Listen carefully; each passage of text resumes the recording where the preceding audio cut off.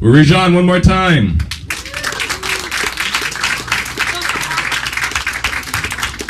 All right, I just saw him dart in. Nick Garland, you in the house? Yep. Give it up for Nick Garland, everybody. Probably just shot a schizophrenic or took out a homeless guy or something heroic. Alright, thanks for coming out, guys. About almost 2 years ago, actually, would be 2 years this coming spring, it's got really kind of pent up. I needed to get the hell out of Dodge, basically, and I'm that rare breed of nerd that really likes the outdoors, so I kind of pooled all my other nerd friends together, and I'm just like, camping trip, let's do it. And it's really hard to get my nerd friends to go outside. Yeah, D&D will do that to you, so they weren't about it. So it came down to the proposition that I was going alone, which the more I thought about it, the more I was, really like just psyched about going. Like it's gonna be like Into the Wild, and it's gonna be amazing, minus the whole dying bit. So, but the whole dying bit of Into the Wild occurred to all my family that I told, because I'm gonna go alone. I just want them to know where I'm gonna be. And everybody was just like, you're gonna fucking die. You're gonna die, you're gonna mountain beasts are gonna eat you, or you're gonna fall down a ravine and smash your face. And I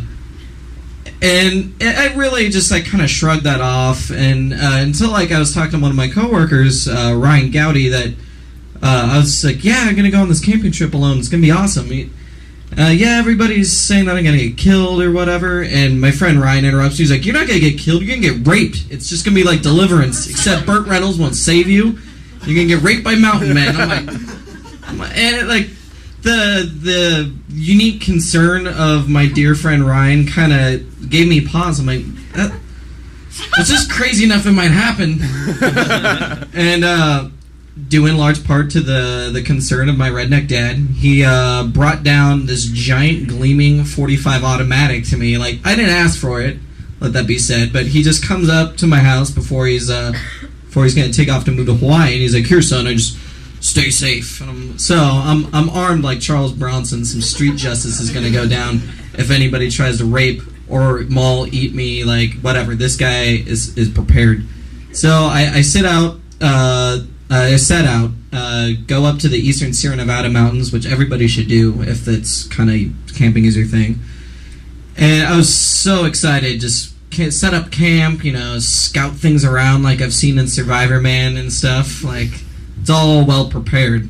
The whole next day, I go out hiking, find all sorts of cool stuff like beaver dams and whatnot.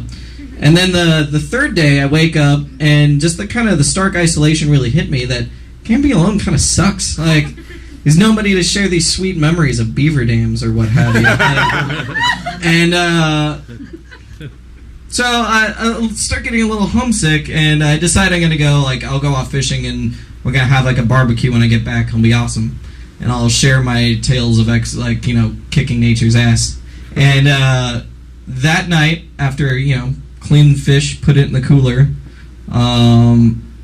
I set out for the night under full moon, and everything's good till I wake up somewhere around 3-ish or so to the sound of some ferocious animal like traipsing around my campsite, and I freak out. Like, I'm just like, I'm gonna get the whole great equalizer out of my pack. I'm like, shit's going down.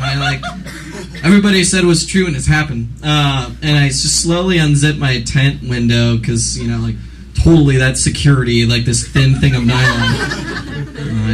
So I'm sitting in my fortress, as it were, and in the pale light of the moon, I can plainly see like this feline shape, like kind of just ass up out of my cooler, but it's like doesn't have a tail, and I realize it's a bobcat, and I'm fucking retarded. I got freaked out by a bobcat, and right at that moment, I must have heard the zipper.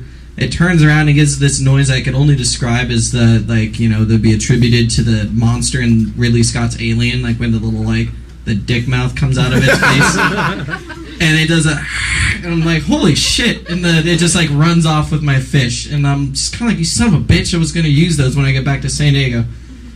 briefly consider had I shot it would have been worth it, and like I'm not gonna kill a small woodland animal, so I'm like, all right, like you got this one.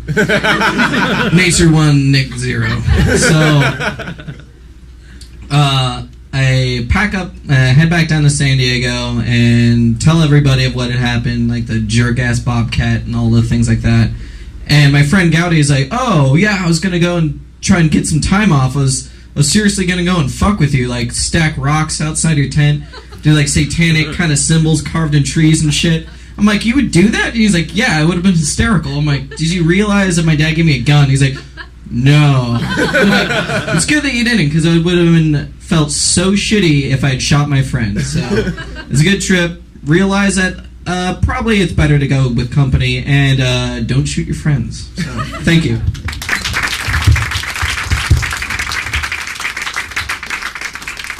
Give it up again for Nick Garland. I think that's associated with all first, where in one story we both had dick mouth and